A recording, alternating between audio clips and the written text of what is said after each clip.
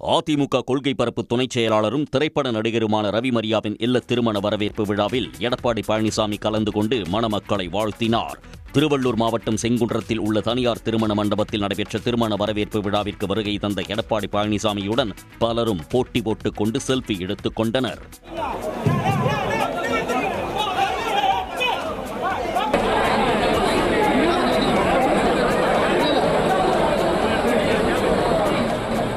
திருமண வரவேற்பில் நடிகர் மன்சூர் அலிகான், திரைப்பட இயக்குநர்கள் KS Ravikumar, Ramesh Kanna, RK Selvamani, RB Udhayakumar, பேரரசு, தரணி, சரண் உள்ளிட்ட பலரும் கலந்து கொண்டனர்.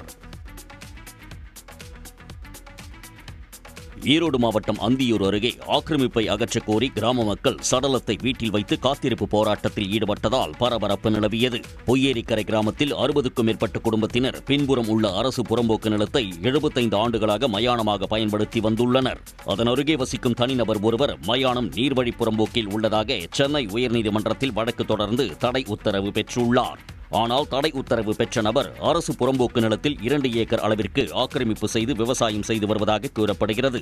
இந்நிலையில் இருசான் என்ற முதியவர் உயிரிழந்த நிலையில் அவரது சடலத்தை எடுத்துச் சென்று புதைக்காமல் வீட்டிலேயே வைத்துக் கொண்டு தனிநபருக்கு ஆதரவாக செயல்பட்டு ஆக்கிரமிப்பை அகற்ற மறுக்கும் வருவாய்த்துறை அலுவலர்களை கண்டித்து காத்திருப்பு போராட்டத்தில் ஈடுபட்டனர். தகவல் அறிந்து வந்த அந்தியூர் சட்டமன்ற உறுப்பினர் AG வெங்கடாச்சலம் மற்றும் வட்டாட்சியர் பேச்சுவார்த்தை நடத்தியதை அடுத்து முதியவரின் உடல் நல்லடக்கம் செய்யப்பட்டது.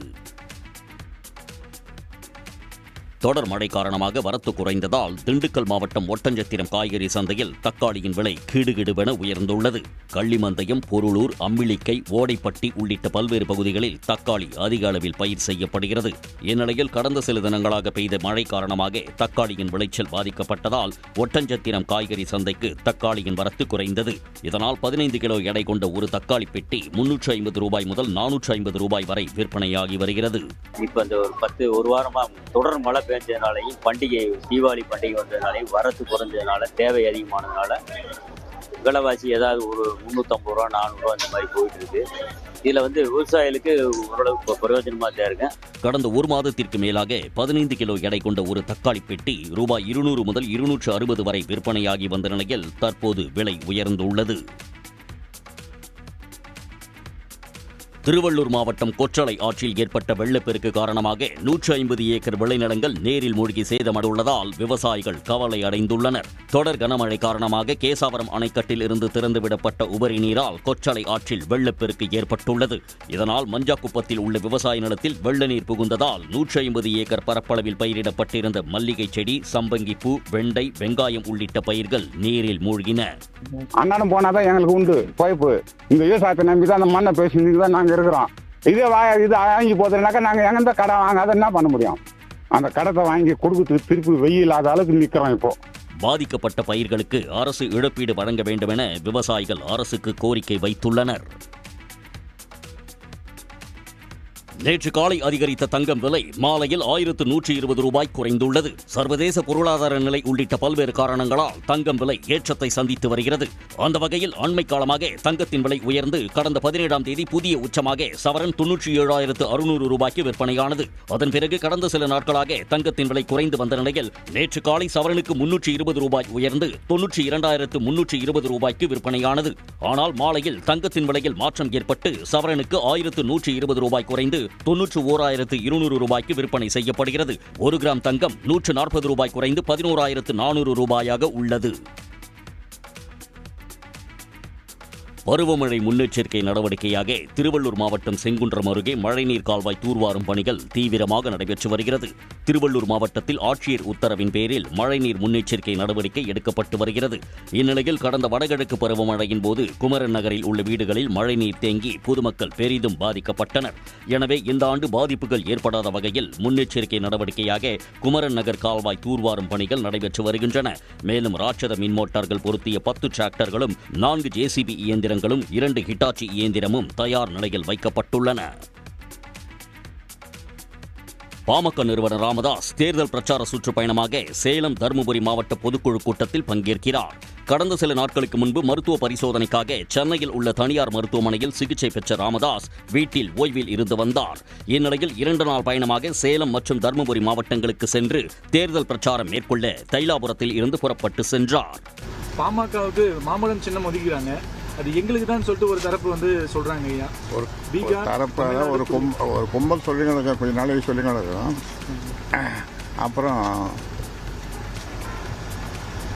கொஞ்ச நாளைக்கு பிறகு புரியுதா? புரியல ஐயா. புரியலையா? ஒன்றும் புரியல. தொங்க மூஞ்சி தொங்க போட்டுருக்கல. அப்படிங்க. இந்த சுற்றுப்பயணத்தின் போது அவருக்கு மருத்துவ பரிசோதனைக்காக அதிநவீன வசதிகளுடன் கூடிய ஆம்புலன்ஸ் ஒன்றும் உடன் செல்கிறது. ஈரோடு மாவட்டம் மொடக்குறிச்சி அருகே ரயில்வே நுழைவு பாலத்தின் மேற்பகுதியில் இருந்த கான்கிரீட் தடுப்புச் சுவர் இடிந்து விழுந்ததால் ரயில் சேவை பாதிக்கப்பட்டது. சாவடிப்பாளையம் அருகே கேட்புதூர் என்ற இடத்தில் ரயில்வே நுழைவு பாலம் உள்ளது. இந்த பாலத்தின் மேற்பகுதியில் இருப்பு பாதைக்கு இணையாக அமைக்கப்பட்டிருந்த கான்கிரீட் தடுப்பு சுவர் திடீரென இடிந்து விழுந்தது. அப்போது நல்வாய்ப்பாக சாலையில் எந்த வாகனமும் செல்லாததால் பெரும் அசம்பாவிதம் தவிர்க்கப்பட்டது. இதனையடுத்து சம்பவ இடத்திற்கு வந்த போலீசார் வாகனங்களை மாற்றுப்பாதையில் அனுப்பி வைத்தனர். மேலும் ஈரோடு கரூர் வழியாக இயக்கக்கூடிய ரயில்கள் சேலம் வழியாக மாற்றுப்பாதையில் இயக்கப்பட்டன. இதனைத் தொடர்ந்து ராட்சத கிரேன் வரவழைக்கப்பட்டு இடிந்து விழுந்த கான்கிரீட் தடுப்புச் சுவரை அதிகாரிகள் அகற்றினர். மாரி செல்வராஜ் இயக்கத்தில் வெளியாகியுள்ள பைசன் திரைப்படத்தை கி. வீரமணி, செல்வ பெருந்தகை, முத்தரசன், வேல்முருகன், கருணாஸ், தனியரசு உள்ளிட்டோர் ஒன்றாக கண்டு ரசித்தனர். சென்னை அடையாறில் உள்ள தேசிய திரைப்பட வளர்ச்சிக் கழக திரையரங்கத்தில் படத்தை பார்த்த பிறகு அனைவரும் இயக்குனர் மாரி செல்வராஜுக்கு வாழ்த்து தெரிவித்தனர். இது வெறும் படமல்ல, சமூகத்திற்கான ஒரு பாடம். இந்த பாடங்கள் இப்போது தேவைப்படுகிறது. 1000 பொதுக்கூட்டங்களிலே பேசுவதை விட ஒரு திரைப்படத்தின் மூலமாக அதை சிறப்பாக உணர்த்த வேண்டியவர்களுக்கு உணர்த்தக்கூடிய ஒரு அற்புதமான படம். இந்நிகழ்ச்சியில் தயாரிப்பாளர் தானு உள்ளிட்டோரும் கலந்து கொண்டனர். இலங்கையில் தமிழர்கள் அதிகம் வசிக்கும் முல்லைத்தீவில் மாவட்ட கலை கலாச்சார பண்பாட்டு பெருவிழா உற்சாகத்துடன் கொண்டாடப்பட்டது. பாரம்பரிய பண்பாட்டினை பேணி பாதுகாக்கும் நோக்கிலும் வளரும் தலைமுறையினருக்கு கலை கலாச்சார மரபுகளை கடத்தும் வகையிலும் நிகழ்வுகள் ஒருங்கிணைக்கப்பட்டன. பயிர் அறுவடை காலம் முதல் வழிபாடு முறை வரை பாரம்பரியத்தை விளக்கினர்.